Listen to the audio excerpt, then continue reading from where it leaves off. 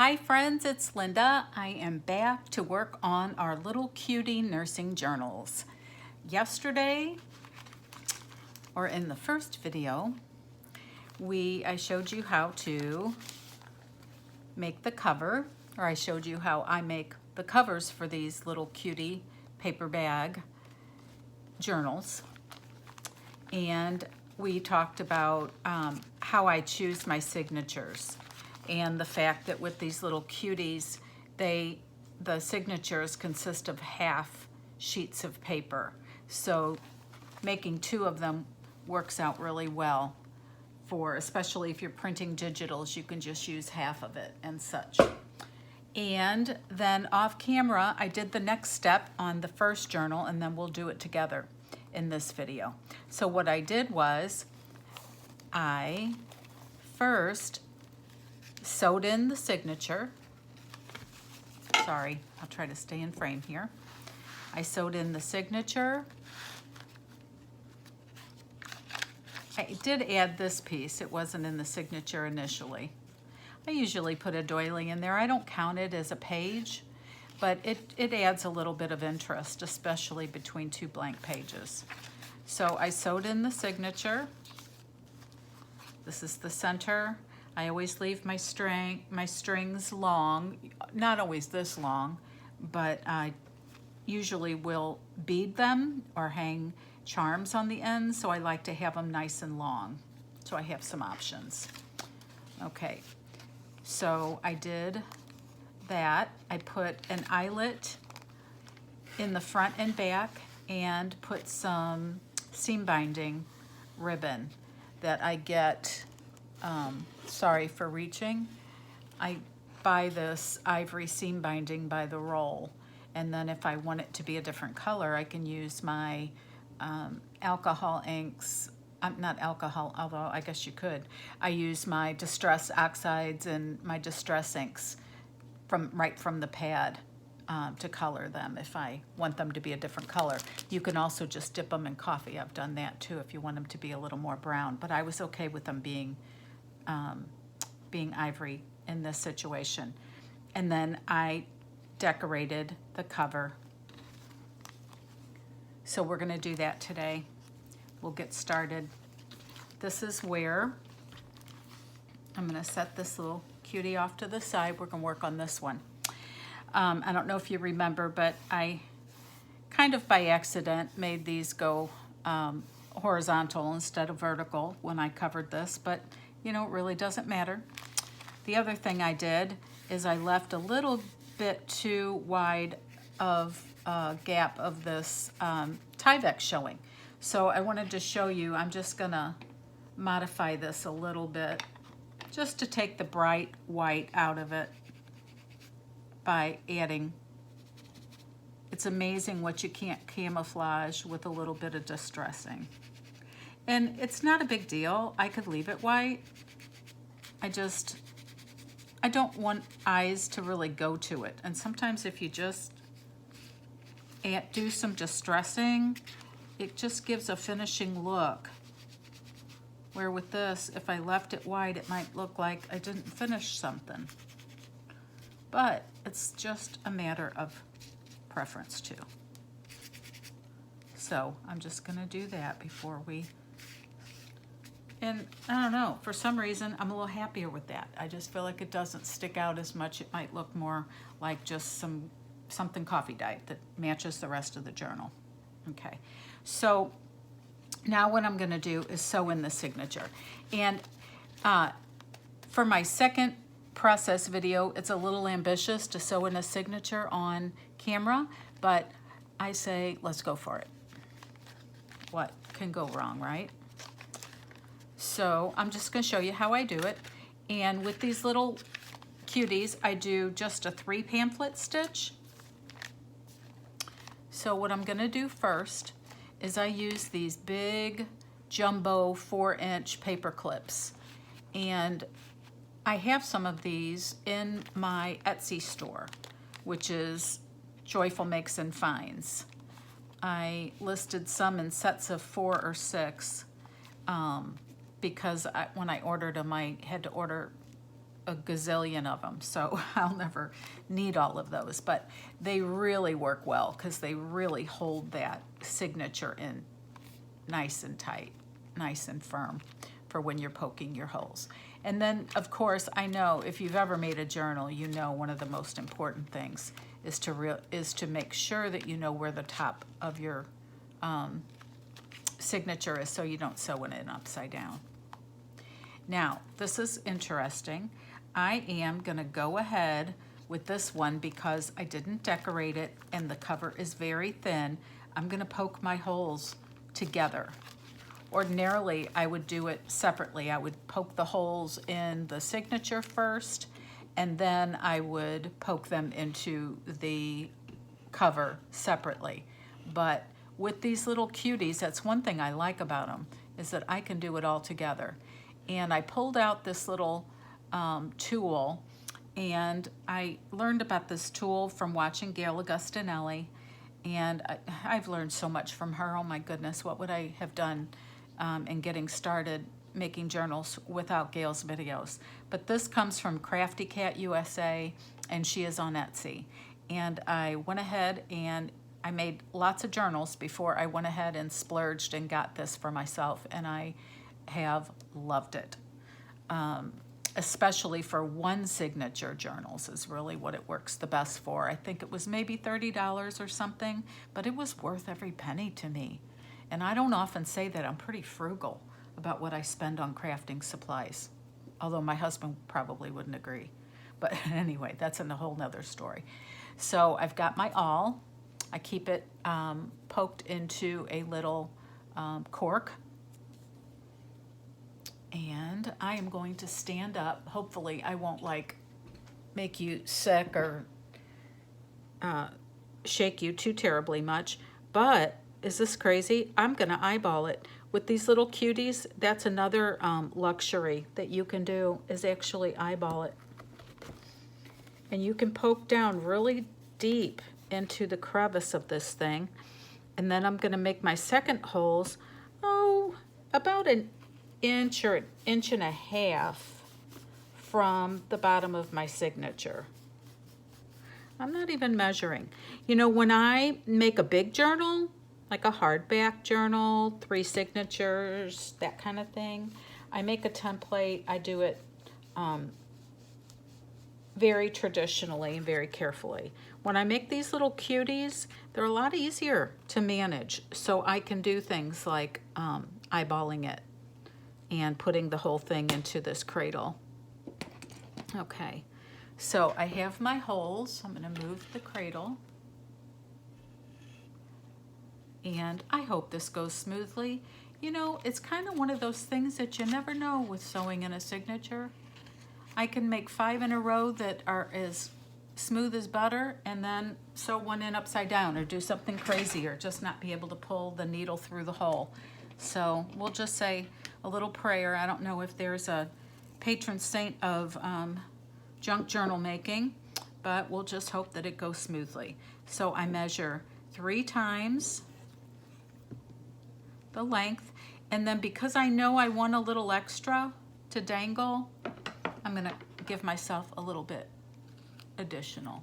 And this is a waxed linen bookmaker's thread in just a kind of a flax or a ecru color that I ordered on Amazon, and I've been using it forever, and it doesn't seem to go down very much. So you can use embroidery floss, you can use baker's twine, you can use lots of things, but for me this has been easy. And I have the bookmaking needles that I also ordered on Amazon. I think it came in a kit with the awl, the hole the hole maker awl. Okay, now what I do is I go down the center, and I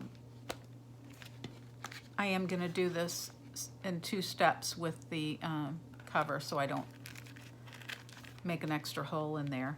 I'm going to check one more time to make sure that I'm right side up. So I see my sheet here that has a top and a bottom. I see my pocket I'm all lined up. Okay, so I can pull this through, and what I'm gonna do, actually, I'm gonna turn this around and hold it in the other hand. And hold on to that tail.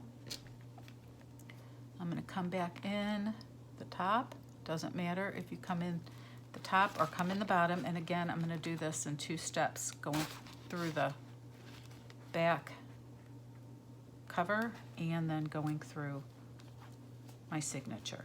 Now, when you've got 15 pages and some of them are cardstock, it gets a little hard to pull. So sometimes I use my pliers if I just really can't get it through there. Okay, give that a little tug. We're gonna go in the bottom hole.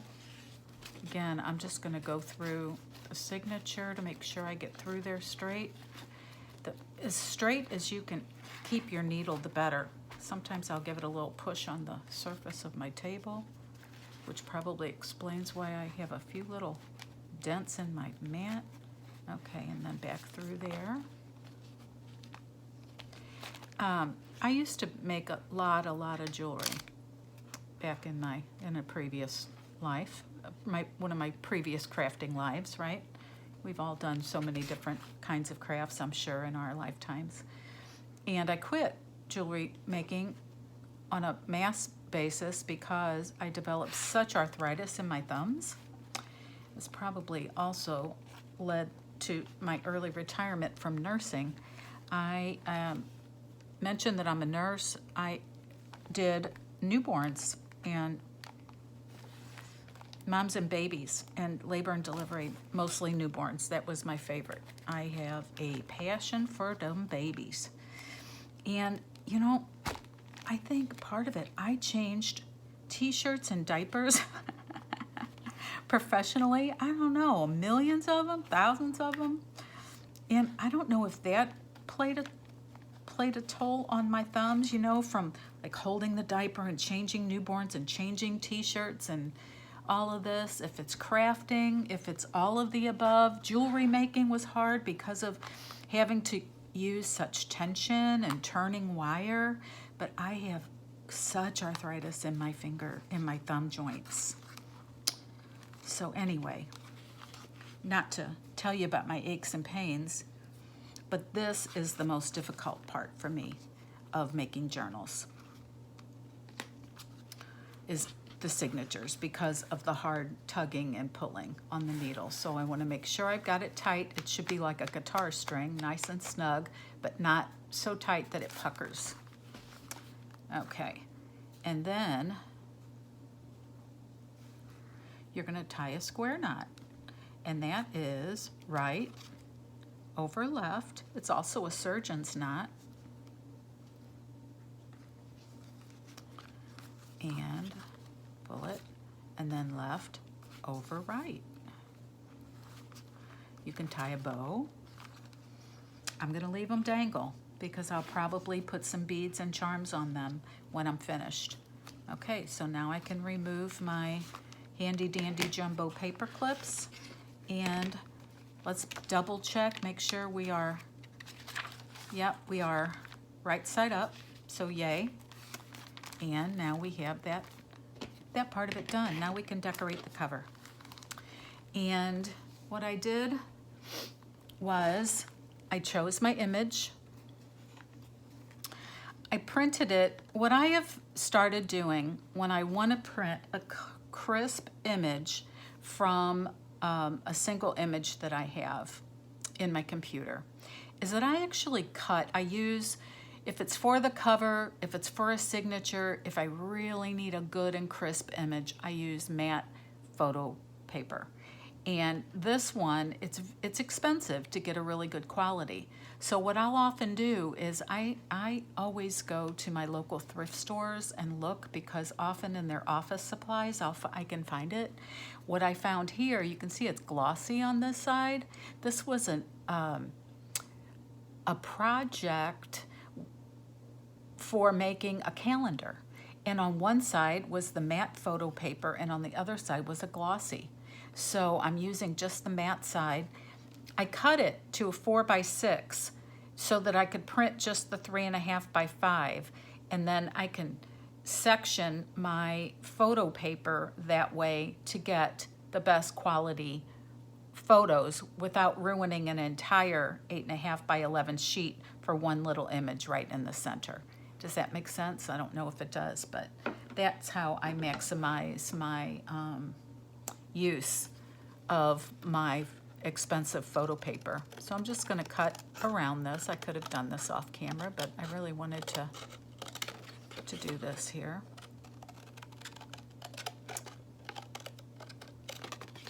And this is very heavy and very solid paper.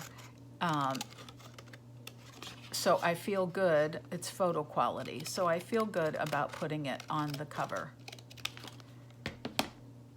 If you're using a flimsier copy or paper, then what I would do is mount it on a thicker board that will be sturdier on your cover. But I'm just going to distress the edges, make it look a little old. Isn't that the cutest little image? I wanted to be a nurse from the time I was that age, always, and always for babies. So this image is just precious to me. Okay, so I'm going to use this is what I want for my focal point. So I'm going to show you what I do for a lot of my covers. I've purchased, this is the piece I'm going to use here, but I want to show you where this came from. It's a piece of a snippet. And if you watch my journals, I often have a piece of a snippet on as a header for my topper, journal toppers, because they're interesting, they're textural, this has been sewn, so I know that it's sturdy, and I just really like that look. Maybe I'll kind of get over this look and move on to something else, but for now, I really love this. And how did I come across this? Well, I purchased, this is all that's left of an entire yard long snippet that I purchased. I actually purchased this on Etsy, and the name of the shop, hold on, let me grab that, I wrote it down, is Shabbytabshop,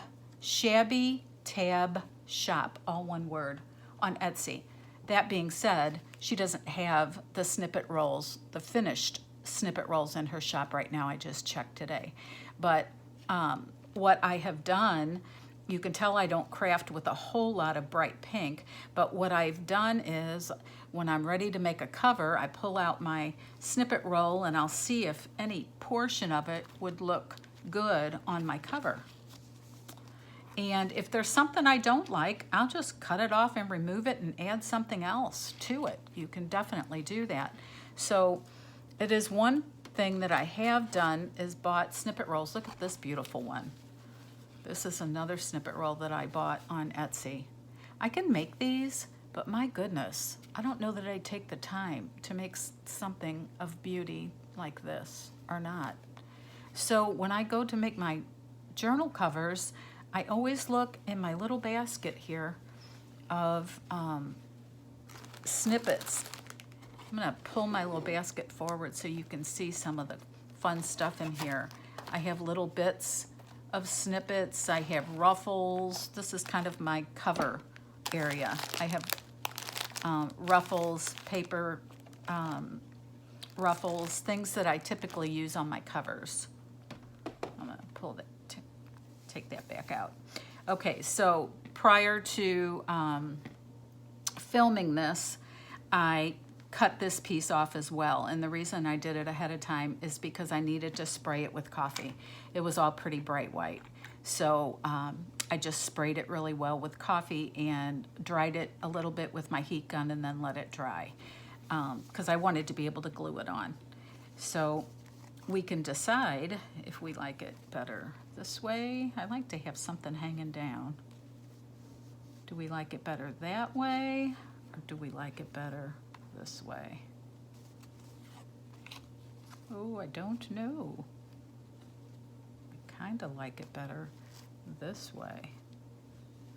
Okay, so I'm gonna back up one step. There's one more thing we need to do.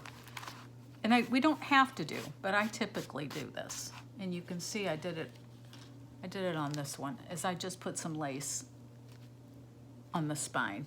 I just prefer that look to the signatures, unless I'm putting buttons or charms or something actually on those signatures. So this deliciousness I found at an estate sale for about 50 cents for this whole roll. And it's perfect for my little cuties if they are vintage for the spine. So I'm just gonna cut that. Use handy Fabri-Tac. I keep calling it Handy Tack. Handy Tack, I think, is that putty that you can use to hang posters, so I apologize. My Fabri-Tac glue I'm gonna use on here for this. I'm gonna kind of avoid the signature because I always have this fear that I'm gonna have glue ooze up through my holes. And I wouldn't like that. It's never happened, but I don't want it to happen. Oh, I cut that a little too long. I'll trim it. Okay, so I'm gonna hold that down there. Okay. Ooh, I'm shaking you. I'm sorry. I don't want you to get car sick. Okay. Trim that a little bit. And then I am gonna add a little bit of Handy Tack to this, to the edges. I don't want it, gotta be careful with the Handy Tack because it will be shiny if it shows through the lace. So a little, as one of my early education teachers used to say to us, I think it was my first grade teacher, a little dabble do ya. Is that something you've heard or that your mother or teacher ever said? A little dabble do ya. And I think she was probably referring to glue at the time. Because you know how kids, I know my grandsons, love to make big old puddles of glue. And they'll figure out what they're gluing later. They just make the puddle first. So I have 3 grandsons. Our oldest son has 3 boys, and they are 6, 4, and the baby, Owen, is just about to have his first birthday, and they are the light of our lives. We watch them 2 days a week, and I feel very honored to be able to do that. I told my husband 6 years ago, that was when I retired, shortly before that. I said, my first grandbaby, I want to be a full-time grandma. So glued that on, and I was lucky enough to be able to do that. Okay, so we got that on there. I just wanted to have that underneath the placement of this. Okay, now I think we decided, did we decide this way? Yeah, I think so. Okay, and then what I did on the first one was I sewed a button in the center. I put this little scissors, and I actually put it on a little piece of a ball chain. Now, I collect vintage things and I sell vintage things in my shop, and I've always had a lot. I go to estate sales and I buy every little box of junk from people's junk drawers and such, because I just love like little jewelry pieces and jewelry findings and little doodads and trinkets. So I usually have little pieces around the house, but you can order ball chains and just the little connectors. From one ball chain, if you have extra connectors, you can make a gazillion little dangles. So you can usually buy these at Hobby Lobby in the jewelry section, or you can order them on Amazon or whatever. But anyway, I thought, since a nurse always has a scissor, and I honestly used to keep mine attached to my little pocket protector by the handle. So I'm probably, my big old hands are probably in the way here. But I thought this would make a cute little dangle for the top. Okay. So the way I put it on the other one is I found a spot. I kind of laid these out where I was going to want them. And then I put this, I found an old rusty pin in my little jar of pins. And I have these alphabet letters from, these are probably from Girl Scout days with my daughter. And okay, let's put the let's put the R and then the N instead of the NR. That wouldn't make a lot of sense. Okay. And then I'm gonna put this on here. I'm gonna attach all of these things on before I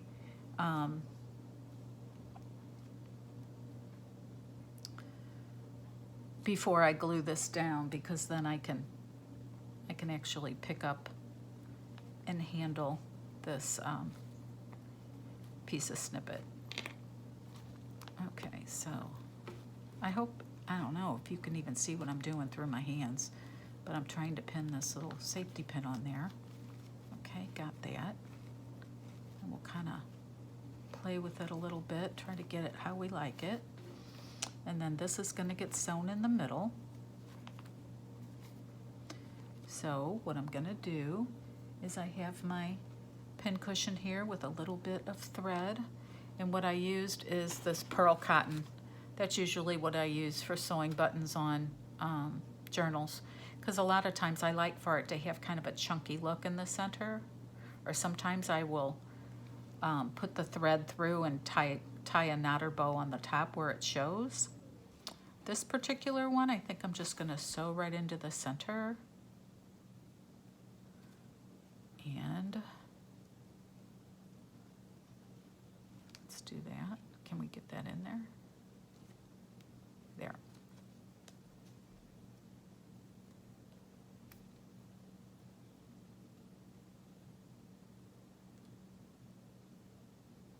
The other button, the other vintage button I used for on the other cover, which I'll show you in a minute, it almost looked like a little red cross. It almost looked like a little medical button. It just had that look about it. I couldn't find another one. I sell vintage buttons in my Joyful Makes and Finds shop, if you've ever been there, because one time at an estate sale I found an inventory from a shop, a button shop, and I still have not gotten to the bottom of the inventory of buttons. I had actually a separate button shop on Etsy that I just recently closed and combined the two, because it's much easier. I'm tying a little knot here. I don't know if hopefully I'm still on camera. Okay. All right. So I have a lot of vintage buttons in my shop, and I have still a lot that I haven't listed yet, and I have my own jars of buttons here, so I organize them by color and type. So when I need a red button, I just get my red button jar and start digging. Okay, so the very last thing we're going to put on here is this. And what I'm going to do is I want it to hang at an angle. Let's see which way. Okay, let's do it this way. So what I'm gonna do, so fiddly, can't believe I'm doing this on camera, but I wanted to show you how I make. And that's how I make. It's not always pretty. Okay, but it's fun. I don't know what I've loved making stuff my whole life. Whoopsie.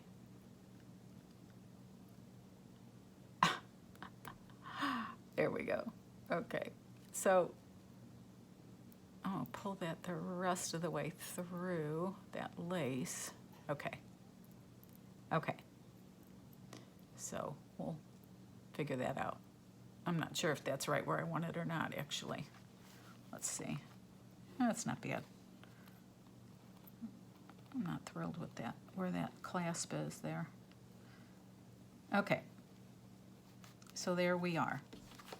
What do you think? I am going to glue that on. I'm going to use the Handy Tack. There I go, Handy Tack. Fabri-Tac.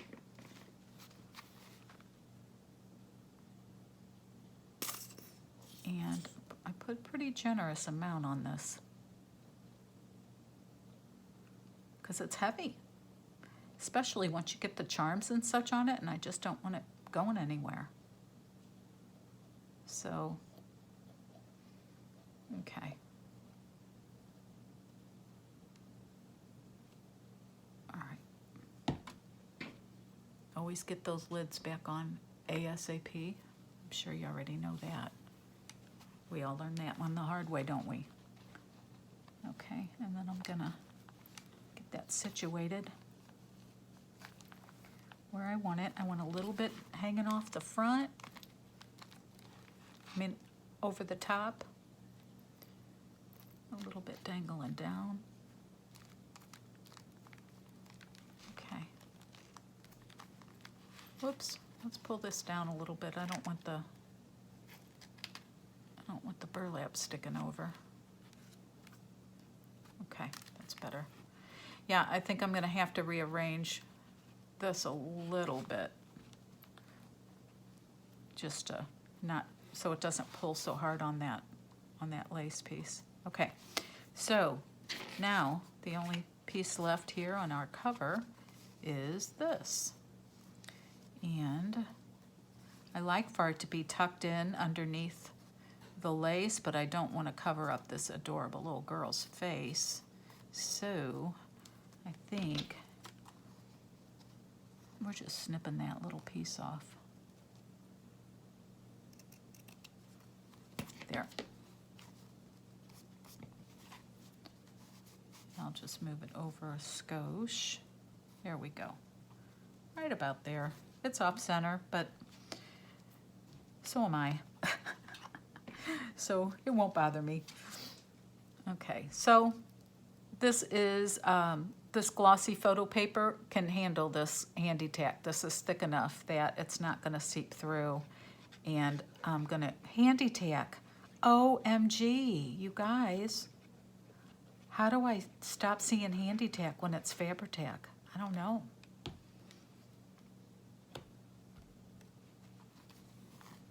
I am not gonna admit that it's because I'm maybe getting older. I don't know. The whole thing with words becomes a challenge. Okay. Okay. So that is our cover. Oops. And then the other piece that I did was to put the eyelet in for closure. Sometimes with these little cuties, if I think of it, I will just glue the seam binding underneath the cover. And honestly, I just forgot. So it becomes a separate process here of setting an eyelet, which is fine. I will do that and then we will be done. So I will get my handy dandy crocodile for this. Let's see, let's do it this way. Maybe you can see. I'm gonna grab my little Tim Holtz measuring ruler, and I love this because it's so easy for centering. Okay, so it's about 3 1/4. Okay, so I'm gonna want my hole to be right here. I'll just use my little pattern, use the pattern in my fabric as a marker. Okay, so let's move this back to the big hole setting. Uh-oh, now I forgot which one it, no, I know. No, I did forget which one it was. Forget if it was, okay. All right, now we're gonna just put that in there and make that hole. Okay. And here again, I'm not a perfectionist, so I'm usually okay if my closure is not smack dab in the center, depending on what my cover looks like. So it wouldn't like upset me too much if it was a little off. Okay, so now I'm gonna set this eyelet.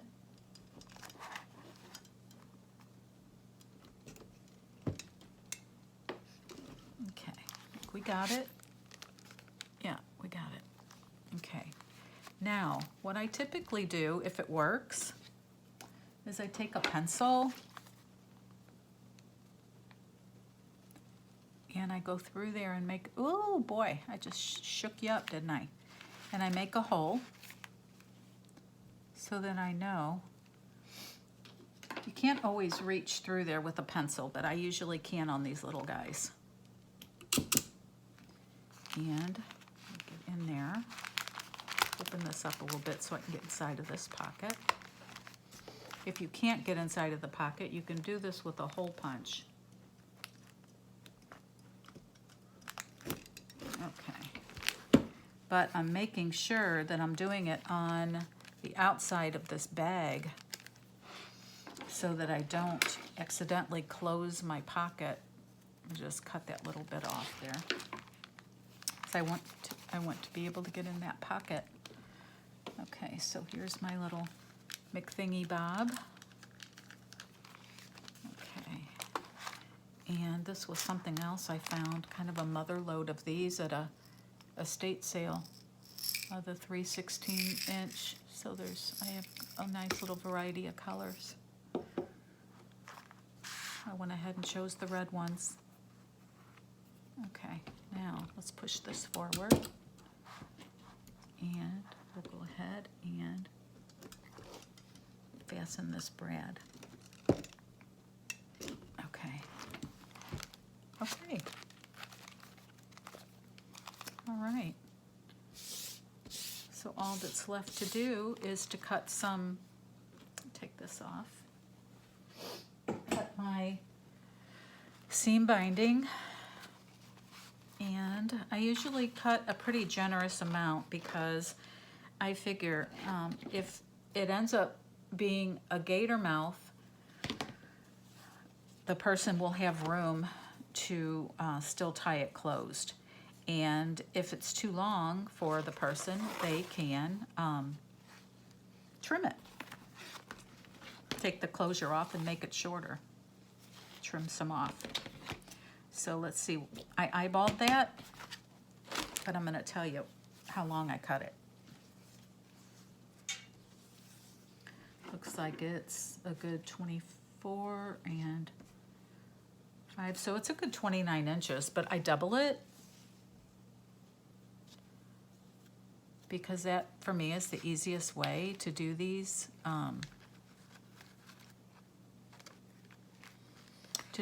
ties through the, no, other way, sorry. I'm gonna go through here. Go through the hole with it doubled, and then you bring, oops, both ends through there. And I don't want to pull too tight because I don't want to mess up my little overhang fringe here on my journal. Okay. And then the same thing on the back. Fold it in half.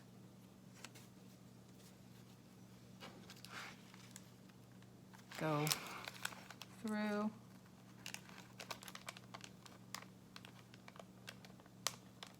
No, other way. Okay, it's backwards on the back, right? Okay. All right. And then you pull this through there.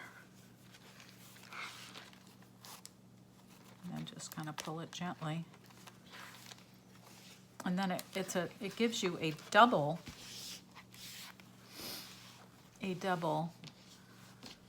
tie.